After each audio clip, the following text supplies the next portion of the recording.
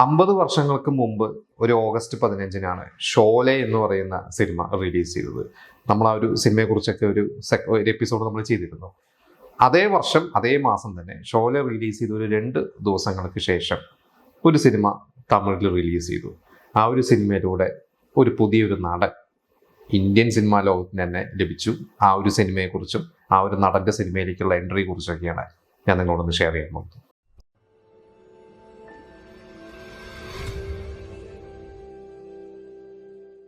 തമിഴ് സിനിമയിൽ തന്നെ ഏറ്റവും വലിയ ഒരു സീനിയർ ഡയറക്ടറായിരുന്നു കെ ബാലചന്ദർ. കമൽഹാസനെ വെച്ച് ഒരുപാട് സിനിമകൾ അദ്ദേഹം, കമൽഹാസൻ്റെ തുടക്കകാലത്ത് ഒരുപാട് നല്ല കഥാപാത്രങ്ങൾ അദ്ദേഹം സമ്മാനിച്ചിട്ടുണ്ട്.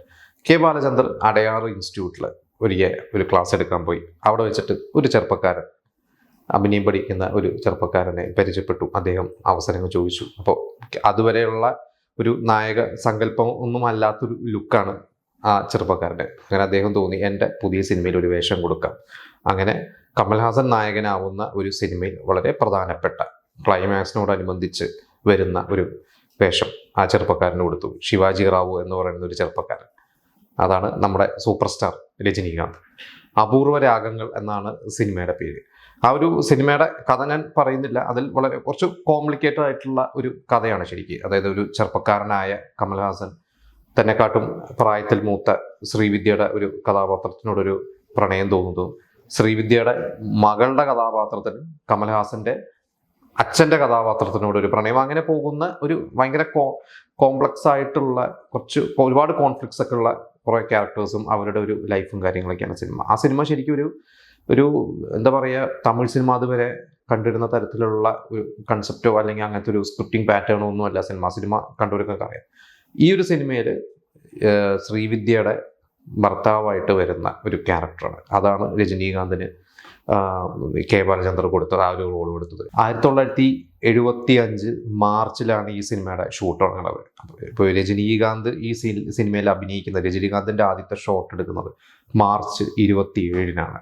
അപ്പോൾ ആ ഒരു സിനിമ കണ്ടവരൊക്കെ അറിയുമ്പോൾ ഒരു ഗേറ്റ് ചവിട്ടി തുറന്ന് എൻട്രി ചെയ്യുന്നതാണ് അതിൽ രജനീകാന്തിൻ്റെ ഒരു ഷോട്ട് എന്ന് പറയുന്നത്. ആ ഒരു ഷോട്ട് BS ലോക്നാഥ് എന്ന് പറയുന്ന ഒരു ക്യാമറമാനാണ്. അദ്ദേഹം ആ ഒരു ഷോട്ട് കേട്ടിട്ടുള്ളത് രജനീകാന്തിൻ്റെ തന്നെ ഓട്ടോബയോഗ്രഫിയിലും ഇവരുടെയൊക്കെ കെ ബാലചന്ദറിൻ്റെ ഒക്കെ പല ഇൻ്റർവ്യൂസിലൊക്കെ പറഞ്ഞിട്ടുണ്ട്. 5 or 6 ടേക്ക് എടുത്തിട്ടുണ്ട്. 5-6 അതിന് ശേഷമാണ് ആ ഒരു ഷോട്ട് പെർഫെക്റ്റ് ആയിട്ട് വന്നത്. അതായത് രജനീകാന്ത് ഒരു ഗേറ്റ് തുറന്നാണ് ഒരു സിനിമാ ലോകത്തോട്ട് എൻട്രി ചെയ്തത് എന്നുള്ളത് ആ രീതിയിൽ തന്നെ ആണ് പിന്നീടൊക്കെ കെ ബാലചന്ദ്രൻ പറഞ്ഞിട്ടുള്ളത്. അപ്പോൾ ഇതിൻ്റെ രസകരമായിട്ടുള്ള കാര്യം, രജനീകാന്ത് ആ ഒരു സിനിമയിൽ അഭിനയിക്കാൻ വരുമ്പോൾ രജനീകാന്താണ് പുതുമുഖം. കമൽഹാസൻ, അതുപോലെ തന്നെ നാഗേഷ്, ശ്രീവിദ്യ, ഇവരൊക്കെ ഓൾറെഡി സിനിമയിലുള്ളവരാണ്, എസ്റ്റാബ്ലിഷ്ഡ് ആണ്. അപ്പോൾ രജനീകാന്തിന് അന്ന് വളരെ പേടിയുണ്ടായിരുന്നു. ആദ്യമായിട്ട് സിനിമയിൽ അഭിനയിക്കുന്നു, കുറേ ക്യാമറ കുറേ എന്തോ ഒരു പേടി. രജനീകാന്ത് വളരെ കോൺഫിഡൻ്റ് ആണ്. കെ ബാലചന്ദ്രൻ പറഞ്ഞത്, എനിക്ക് രജനീകാന്തിനെ ആദ്യം കണ്ടപ്പോൾ തന്നെ എന്തോ ഒരു അട്രാക്ഷൻ തോന്നി ആ ഒരു ലുക്കിന്. നമുക്കറിയാം രജനീകാന്ത് കുറച്ച് കറുത്തിട്ടാണ്. അപ്പോൾ മറ്റുള്ള നടന്മാരെയൊക്കെ വെളുത്തിട്ടുള്ള നടന്മാർ, അതൊന്നും ഒരു ഡിഫറൻ്റ് ആയിട്ടുള്ള ഒരു നടനെ എനിക്ക് കൊണ്ടുവരണമെന്ന് തോന്നി. ആ ഒരു രീതിയിലാണ് രജനീകാന്തിനെ കെ ബാലചന്ദ്രൻ ഈ ഒരു സിനിമയിലോട്ട് കൊണ്ടുവരുന്നത്.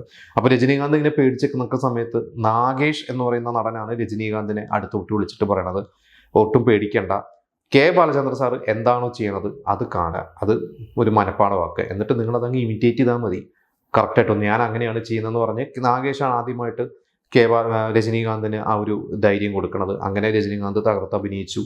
ആ സിനിമയുടെ ഷൂട്ടൊക്കെ തീർന്ന് രജനീകാന്ത് തിരിച്ചു വീണ്ടും രജനീകാന്തിൻ്റെ നാടായ ബാംഗ്ലൂർക്ക് പോയി. ഇത് തമിഴ്നാട്ടിലെ ചെന്നൈയിൽ തന്നെയായിരുന്നു തോന്നുന്നു ഇതിൻ്റെ ഷൂട്ടും കാര്യങ്ങളൊക്കെ. അങ്ങനെ അത് കഴിഞ്ഞിട്ട് രജനീകാന്ത് ഈ സിനിമ റിലീസ് ചെയ്തത് ഓഗസ്റ്റ് 17-നോ 18-നോ, അതായത് ഷോലെ റിലീസ് ചെയ്തു 2 ദിവസം കഴിഞ്ഞിട്ടാണ് ഈ സിനിമ റിലീസ് ചെയ്തിരിക്കുന്നത്. അപ്പോൾ ഈ രജനീകാന്തിൻ്റെ ആത്മസുഹൃത്ത് രാജ് ബദ്ദാർ എന്നാണ് അദ്ദേഹത്തിൻ്റെ പേര്. രാജ ബദ്ദാർ എന്നാണ് അദ്ദേഹത്തിൻ്റെ പേര്. ഈ രജനീകാന്തിൻ്റെ കൂടെ KSRTCയിൽ അദ്ദേഹം ഡ്രൈവറും രജനീകാന്ത് കണ്ടക്ടറും ആയിരുന്നു. ഇന്നും രജനീകാന്തിൻ്റെ കൂടെയാണ് അദ്ദേഹം താമസിക്കുന്നത്. രജനീകാന്തിൻ്റെ ആത്മസുഹൃത്താണ് അദ്ദേഹം, ഒരു ബാച്ചിലറാണ്. അവരുടെ രണ്ടുപേരുടെയും ഒരു ഫ്രണ്ട്ഷിപ്പും കാര്യങ്ങളൊക്കെ തന്നെ ശരിക്കും വേറൊരു എപ്പിസോഡ് ചെയ്യാനുള്ളതാണ്. അപ്പോൾ രാജ് ബദ്ദാറാണ് ഒരു ആർട്ടിക്കിൾ എഴുതിയിരുന്നത്, ഞാനും രജനിയും കൂടി ആ സിനിമ ബാംഗ്ലൂർ തിയേറ്ററിൽ കാണാൻ പോയി. അപ്പോൾ അന്നൊന്നും രജനീകാന്തിനെ ആർക്കും തിരിച്ചറിയില്ല. ഇവർ സിനിമ കാണാൻ പോകുന്നു. കണ്ടിറങ്ങിയ ശേഷം രജനീകാന്തിൻ്റെ കണ്ണുകൾ നിറഞ്ഞിരുന്നു. അങ്ങനെ രജനീകാന്ത് പറഞ്ഞു, ആദ്യമായിട്ട് എന്നെ സ്ക്രീനിൽ കണ്ട രജനീകാന്ത് അത്ര വളരെ സന്തോഷമായിരുന്നു രജനീകാന്ത്. ആദ്യമായിട്ടാണ് രജനീകാന്ത്, കാരണം ഇവരൊക്കെ കൂടിയാണ് രജനീകാന്തിനെ പഠിപ്പിക്കാൻ പൈസ വരെ കൊടുത്ത രജനീകാന്തിന്റെ ചേട്ടനും ഈ പറയുന്ന ഈ സുഹൃത്തും വേറെയും സുഹൃത്തുക്കളൊക്കെ കൂടി അവരൊക്കെ സ്വരൂപിച്ച് വെച്ചിട്ടുള്ള പൈസയൊക്കെയാണ് രജനീകാന്തിന് കൊടുത്തിട്ടാണ് രജനീകാന്തിനെ ഇൻസ്റ്റിറ്റ്യൂട്ടിൽ പഠിപ്പിക്കാൻ വിട്ടതും. അപ്പോൾ ഇവരുടെയും ഒരു ഡ്രീം അച്ചീവ് ചെയ്തതിന് തുല്യമായിരുന്നു രജനീകാന്തിനെ സ്ക്രീനിൽ രജനീകാന്തിനെ കണ്ടു കഴിഞ്ഞപ്പോൾ. നല്ല ഓപ്പണിംഗ് തന്നെയാണ് രജനീകാന്തിന് കിട്ടിയത്. ഈ ഒരു സിനിമ 100 ദിവസത്തിൽ കൂടുതൽ ഓടി, ഒരുപാട് നാഷണൽ അവാർഡ് ഈ സിനിമയ്ക്ക് കിട്ടിയിട്ടുണ്ട്. എനിക്ക് തോന്നുന്നു ബെസ്റ്റ് തമിഴ് സിനിമ, അതുപോലെ പ്ലേബാക്ക് സിംഗർ, അങ്ങനെ കുറച്ച് അവാർഡ്സ് കിട്ടിയിട്ടുണ്ട്, ഫിലിം ഫെയർ അവാർഡ്സ് കിട്ടിയിട്ടുണ്ട്. അപ്പോൾ ഇതിന്റെ 100ാം ദിവസം ആഘോഷിച്ചപ്പോൾ രജനീകാന്തിനെ വിളിച്ചിരുന്നു, രജനീകാന്തിന് ഒരു മെമന്റോ കൊടുത്തു. പിന്നെ ഈ ഒരു സിനിമയുടെ ടൈറ്റിൽ ആദ്യം എനിക്ക് തോന്നുന്നു കമൽഹാസൻ, ശ്രീവിദ്യ, അങ്ങനെ കുറച്ച് പേരുടെ പേരുകളൊക്കെ എഴുതി അവസാനമാണ് രജനീകാന്ത്, അതായത് ഒരു മെയിൻ 5 പേരുടെ പേര് എഴുതി കഴിഞ്ഞ ശേഷമാണ് രജനീകാന്തിന്റെ പേര് ഒറ്റയ്ക്ക് എഴുതി കാണിക്കുന്നതും. അതൊരു കുറച്ച് വലിപ്പം കൂട്ടിയിട്ടാണ്, മറ്റ് സപ്പോർട്ടിങ് ആർട്ടിസ്റ്റുകളായിട്ടും വലിപ്പം കൂട്ടിയിട്ടാണ്. കെ ബാലചന്ദ്രൻ വളരെയധികം സപ്പോർട്ടാണ് രജനീകാന്തിന് ആ ഒരു സിനിമയ്ക്ക് കൊടുത്തിട്ടുള്ളത്. ഇപ്പൊ ഈ അപൂർവ രാഗങ്ങൾ എന്ന് പറഞ്ഞ സിനിമയെ കുറിച്ച് പറയുമ്പോൾ നമ്മൾ നേരത്തെ ഷോലയെ കുറിച്ച് പറഞ്ഞു. അപ്പൊ ഇതേപോലെ ഈ 75 എന്ന് പറയുന്ന ഒരു വർഷം ഇന്ത്യൻ സിനിമാ ലോകത്തിന് ഒരു പ്രത്യേകതയുള്ള ഒരു വർഷമാണ്. കാരണം ഒന്ന്, ഷോലെ എന്ന് പറയുന്ന ഒരു വമ്പൻ സിനിമ, അതുവരെയുള്ള എല്ലാ റെക്കോർഡുകളും ബ്രേക്ക് ചെയ്ത ഒരു സിനിമ റിലീസ് ചെയ്ത വർഷം. അതുപോലെ ഓഗസ്റ്റ് എന്ന് പറയുന്ന ഒരു മാസം. അതുപോലെ ആ 75 ജനുവരിയിലാണ് ദിവാർ എന്ന് പറയുന്ന ഒരു സിനിമ, സലീം ജാവേദ് എഴുതി യാഷ് ചോപ്ര ഡയറക്ട് ചെയ്ത സിനിമ. അതിലൂടെയാണ് അമിതാഭ് ബച്ചൻ ഒരു ഹീറോ ആയിട്ട് ഒരു എസ്റ്റാബ്ലിഷ്ഡ് ആയിട്ടില്ലെങ്കിൽ ഹീറോ ആയിട്ട് ഒരു പേരെടുത്തു. പിന്നീട് ഷോലെ വന്നു കഴിഞ്ഞപ്പോൾ അമിതാഭ് ബച്ചൻ സെറ്റായി, ഒരു സൂപ്പർ സ്റ്റാറായി. ഇതേപോലെ തന്നെയാണ് രജനീകാന്തിന്റെ ഒരു സിനിമയിലേക്കുള്ള ഒരു ചുവടുവെപ്പും കിട്ടിയ ഒരു വർഷമാണ് 75. ആ മാസമാണ് ഓഗസ്റ്റ്. അപ്പൊ ഷോലയും അപൂർവ രാഗങ്ങളും 2 സിനിമകളാണ് അന്ന് ഇന്ത്യൻ എന്താ പറയുക സിനിമ പ്രേക്ഷകർക്ക് ആ ഒരു മാസം ലഭിച്ചത്. ഈ ഒരു സിനിമ കുറെ വർഷങ്ങൾക്ക് ശേഷം 84 കെ ബാലചന്ദ്രൻ തന്നെ ഹിന്ദിയിലേക്ക് റീമേക്ക് ചെയ്തു. പക്ഷെ ഹിന്ദിയിൽ റീമേക്ക് ചെയ്തപ്പോൾ കമൽഹാസൻ തന്നെയായിരുന്നു ആ നായിക വേഷം ചെയ്തത്. പക്ഷെ മറ്റേ രജനീകാന്തിന്റെ റോള് ചെയ്തത് സുരേഷ് ഒബ്രോയ് ആണ്, നമ്മുടെ വിവേക് ഒബ്രോയുടെ അച്ഛനാണ് ആ റോള് ചെയ്തത്. കാരണം നമുക്കറിയാം അപ്പോഴേക്കും രജനീകാന്ത് ഒരു വലിയൊരു സ്റ്റാറായി കഴിഞ്ഞിരുന്നു. 84 ഒക്കെ ആയപ്പോഴേക്കും.